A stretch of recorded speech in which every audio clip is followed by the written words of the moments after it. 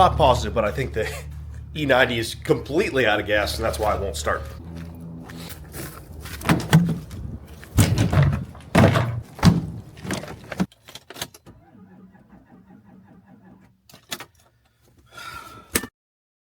This truck needs new batteries, and I keep putting it off.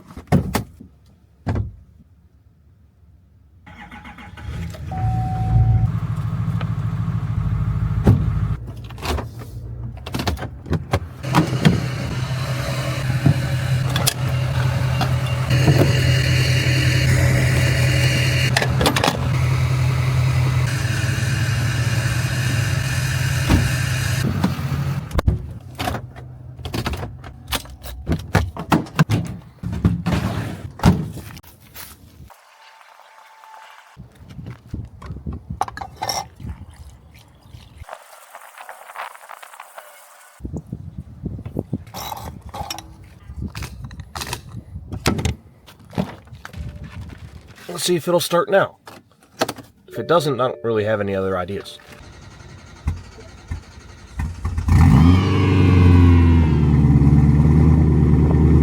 There we go. Never doubted it for a minute.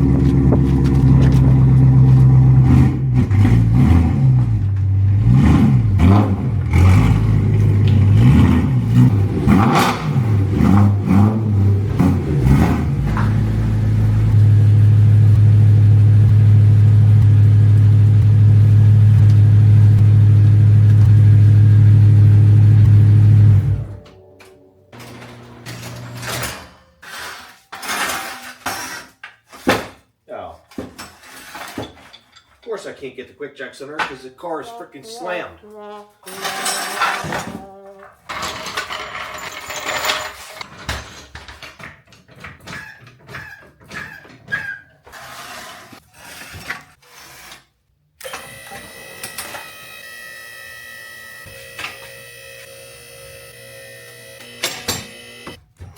Time to make some progress working on the M3. I got to make this thing drivable, and right now, well, it simply isn't. Now I got it running and driving in the last video, but there's a lot of work to be done.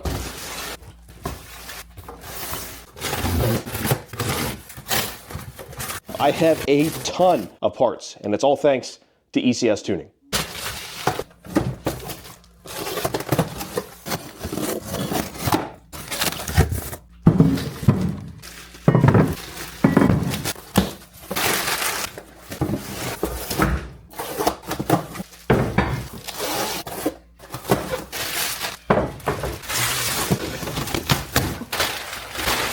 There's actually some other parts in this box which you aren't exactly allowed to see until a future video.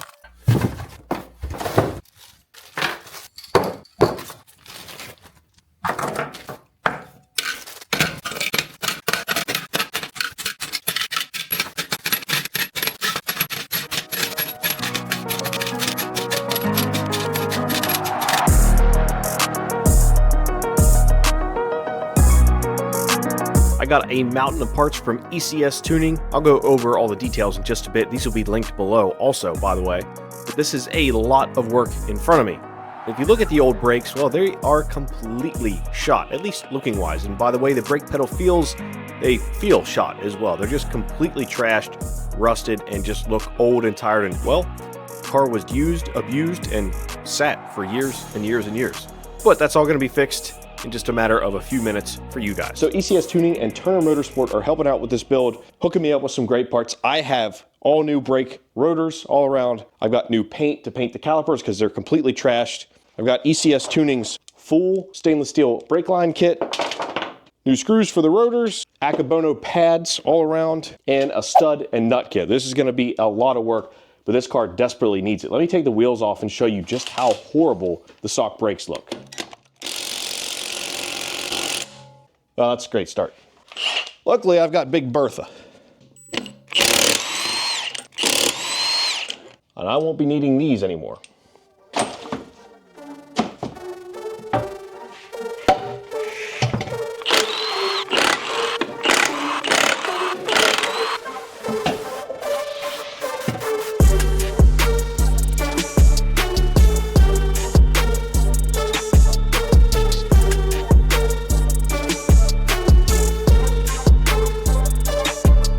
guys have to comment below, have you ever seen such horrible brakes on an M3? I mean, these look like they came off a 318 E36 from 1992. Yeah, I've got my work cut out for me here. These things are rough. The rotors are trashed.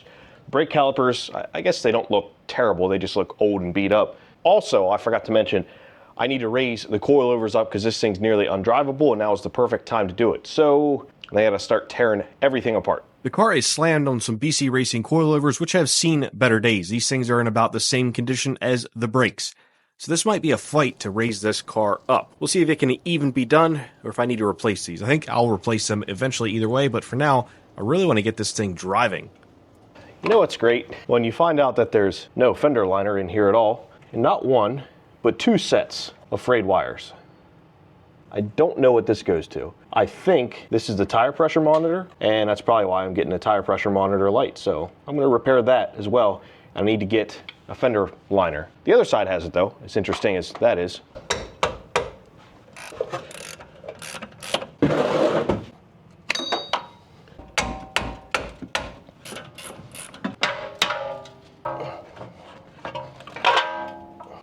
Yes, I cut the brake line because I simply don't need it. It's the fastest way to get a caliper out of here because I need to paint these and let them dry before I can reinstall everything, obviously. That spacer does not want to come off there. Ah, holy crap. That's pretty insane. That is corroded beyond belief. Place your bets here, guys, if I can get these out without stripping them and without drilling them.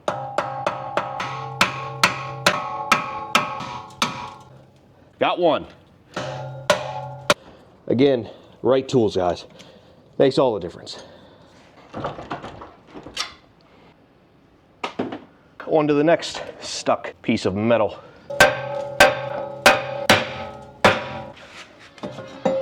Nice. One disassembled. 3 more to go.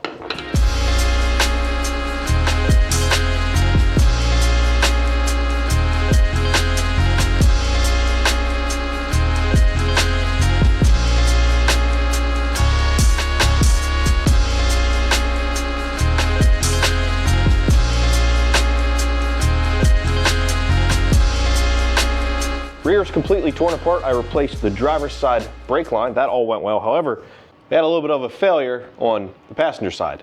Both ends of this long line, one connects to the line that goes to the brake caliper, the other connects way over here with the driver's side. Both of them, whenever I started twisting the nut, basically just twisted the line, which is common in older cars. These aren't like corroded or rusted or anything. They're just old, and it happens. So I'm gonna have to order another one of these lines, but that's not gonna stop me. Let's move on to the front of the car and get that disassembled so I can start painting.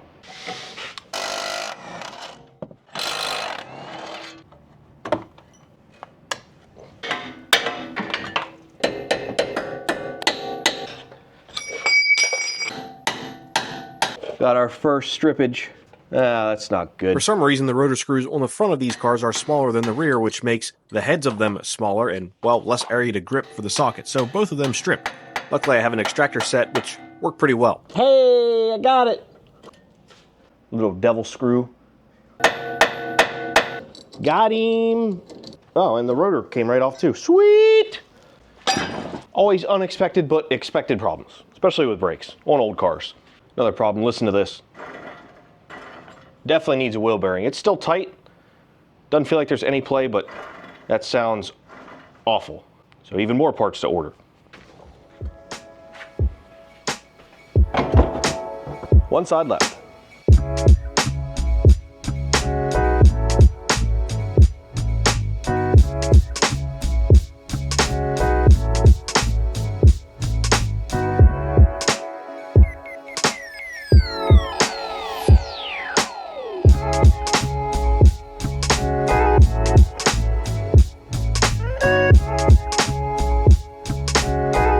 Time to get these nasty old dirty things, well, torn down a little bit, cleaned up, prepped for paint.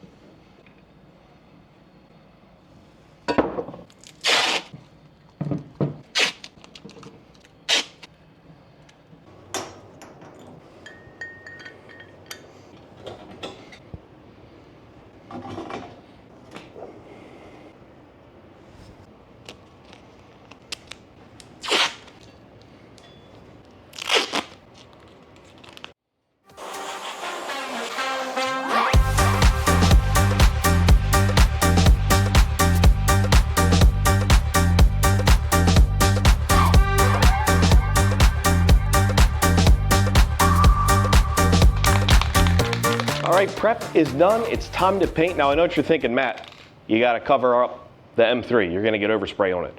It doesn't matter.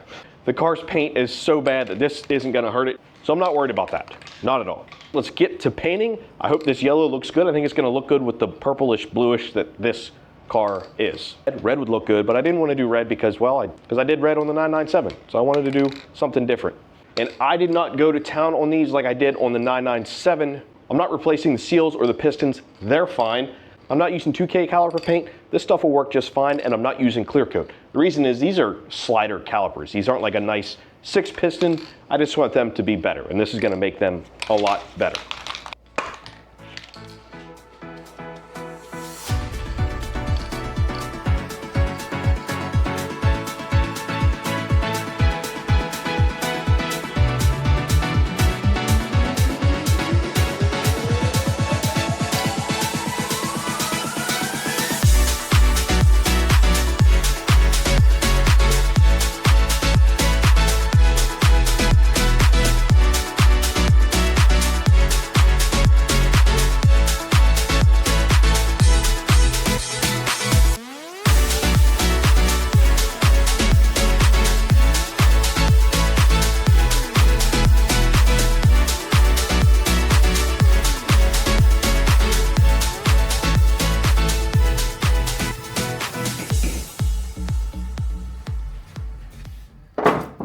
You ever have a really bad example of bad luck?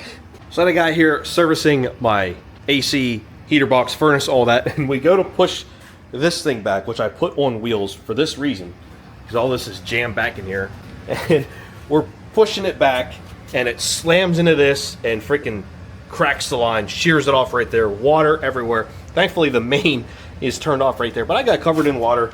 Luckily I squeegeed it all over here, and this certainly isn't all of it, but what a mess. Certainly could have been way, way worse. One of those things, one of those days where things just aren't going your way.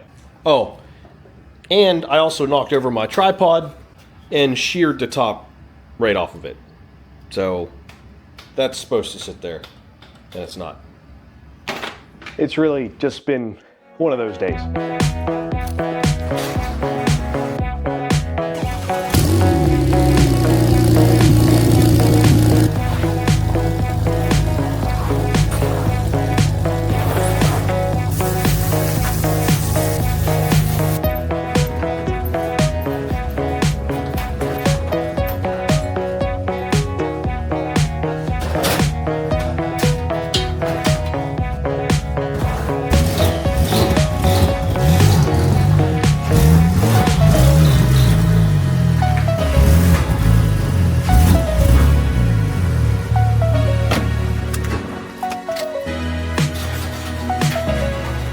Let the paint's dry on the brakes. Let's get to assembling them, and then I can put them on the car. I gotta do some more lines too. Hopefully I don't break any more.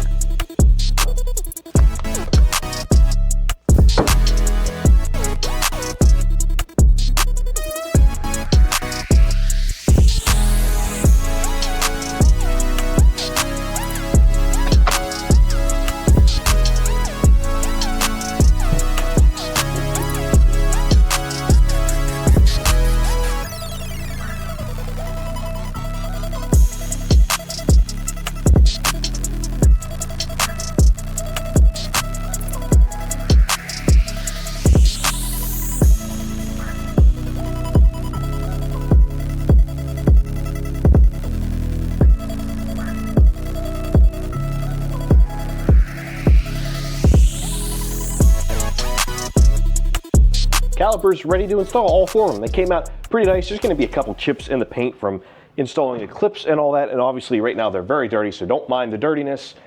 I'm going to clean them once they're fully installed, which I'm going to do right now, and I'm really excited to get these nice shiny rotors on there. It's gonna make everything look so much better. Let's get to the install.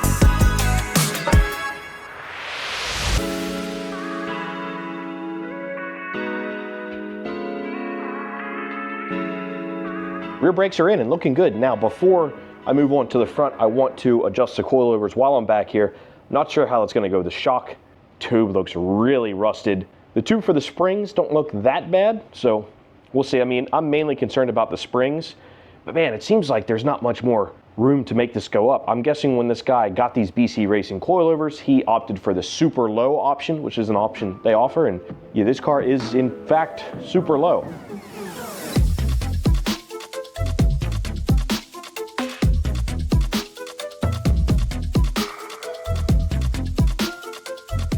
I'm not even gonna try a spanner wrench on here because I'm assuming these are decently locked up. Holy sh! Oh, wow. Well, that is very crusty, but it's moving very easily.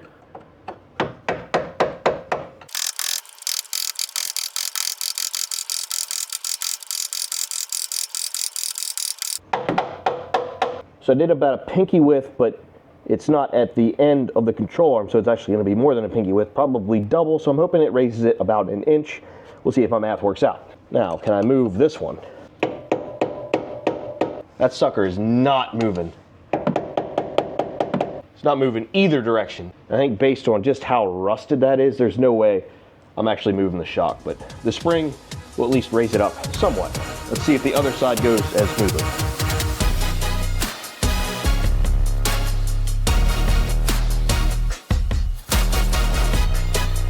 So that went decently.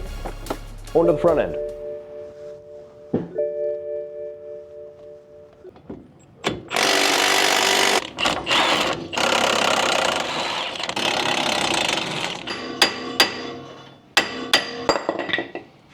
This thing sounds like doo-doo. And it's a pretty simple fix, thankfully. I can attempt to adjust this coilover, which you can see is pretty much at its lowest absolute setting. And you can tell from the fender wells that it absolutely was low.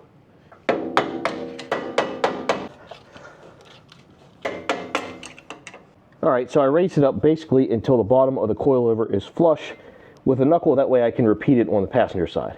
Temporarily tighten these down, but this will probably need more adjustment once I get it on the ground, and well, before that I got to get a new wheel bearing.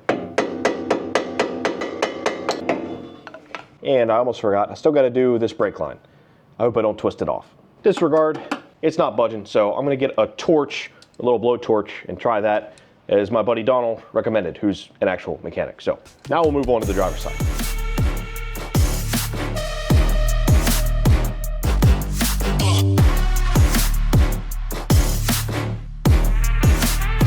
All right, coilover is fully set. It's flush down here like the other one. It's all tightened down. You know what I don't get, guys? Like, who does this to cars? Like, you have these connectors here that are supposed to be in this box, and they're just not.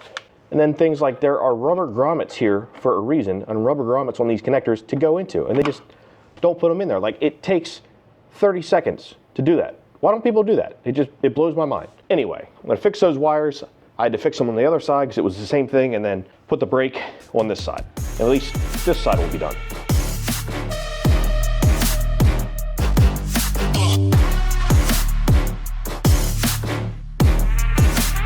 This is as far as I can get right now because I gotta wait on that wheel bearing and I'm waiting on that brake line. So, and a torch. So give me about 5 seconds and I'll have all those things.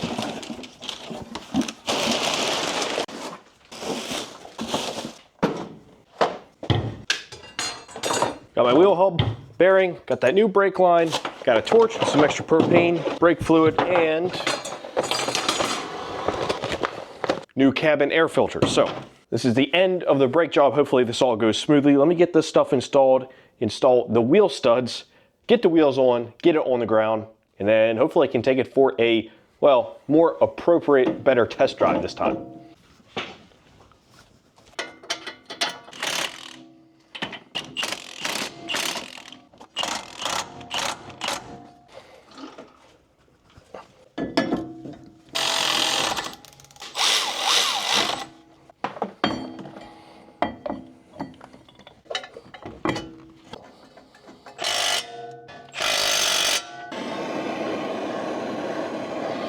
Oh yeah, that worked perfect.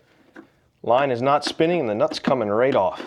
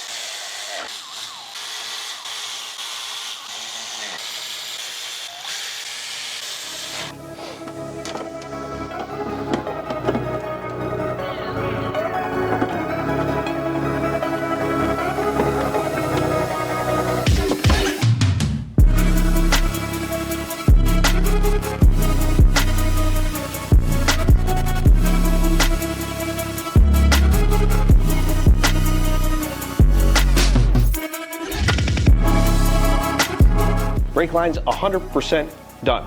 Also got the wheel studs installed, got the front hub installed, obviously. So now it's just time to hook up the power bleeder and bleed all of the brakes.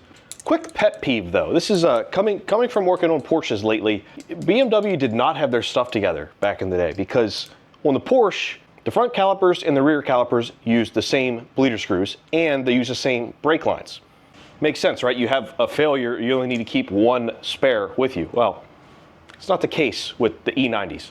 Not only are there different brake lines front and rear on here, the bleeder screws are different sizes. There's a 9mm in the rear and an 11mm in the front. What sense does that make? Why wouldn't your bleeder screws be the same all around? I don't know. That's my rant of the day. Porsche over BMW. Oh, and while I'm back here, one more thing. Yeah, I put the hood struts on the wrong way. I didn't realize it just made sense to me. Do I think it really matters? No, but just to satisfy you guys, I will flip them.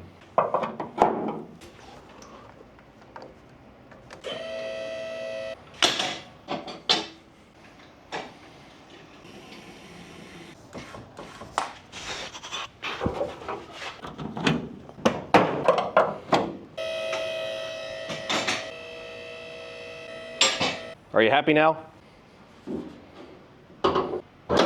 I don't know why I just shut that. I need it open to fill up the brake fluid.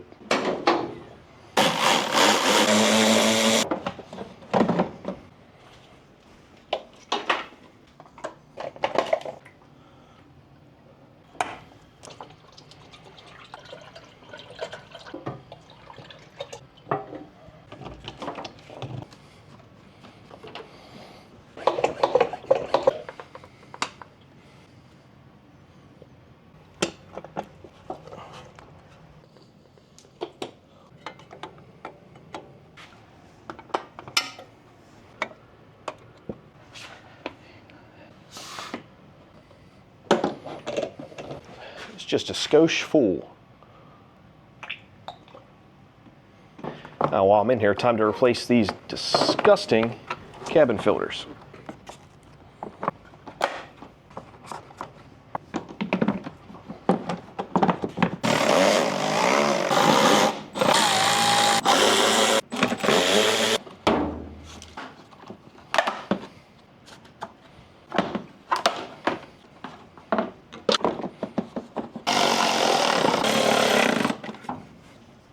Before I button everything up back here, need to fix these wires, at least some of them.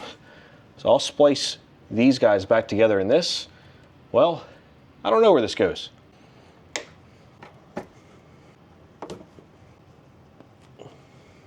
Oh boy, guys, these colors are throwing me for a loop.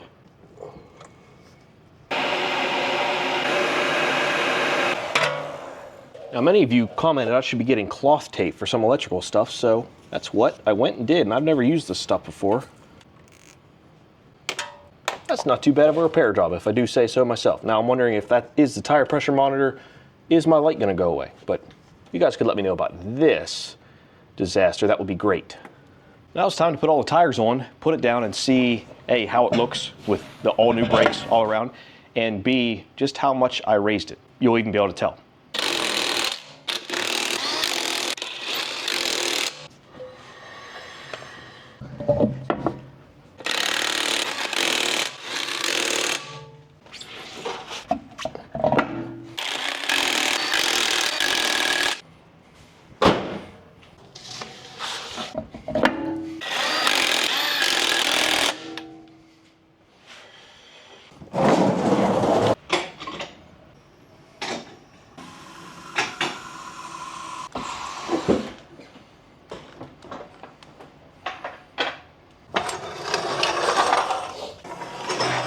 Well, past the first test, I can get the quick jacks out now.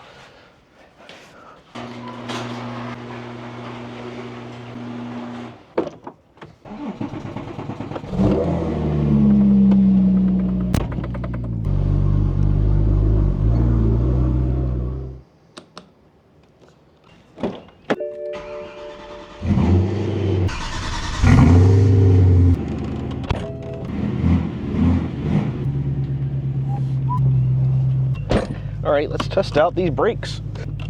It's a shame it's freaking cold outside and I have no heat in here. All right, brake check 1. Feel nice. Entirely too loud in here, but the brakes feel really, really good.